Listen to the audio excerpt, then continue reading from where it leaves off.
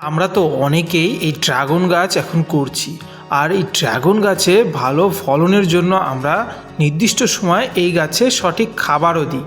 কিন্তু শুধু খাবার দিলেই এই গাছে সঠিক সময় ফুল ফল আসবে না। এর জন্য কি করতে হবে, এই গাছে এই যে নতুন ডগাগুলো দেখতে পাচ্ছ এইগুলিকে এই সময় টিপিং বা প্রুনিং করে দিতে হবে। কারণ কি, ডগা সামনের দিকে বাড়তেই থাকলে সেই ডগাতে কিন্তু ফুল সঠিক সময় আসবে না। তাই ডগাগুলি বা ডালগুলি বড় হলে সেই ডালগুলিকে টিপিং করে দিতে হবে। বন্ধুরা, এইভাবে আমি প্রত্যেকটি যে ডালগুলো বড় হয়েছে সেই ডালগুলি একটু বাঁকা করে কাটছি। এতে করে কি হবে, জল জমে ফাঙ্গাস ধরবে না। তোমরা চাইলে কাটার দিয়েও করতে পারো, আবার এরকম চাকু দিয়েও করতে পারো। যেটি ইচ্ছা তোমরা তা দিয়েই টিপিং করতে পারো।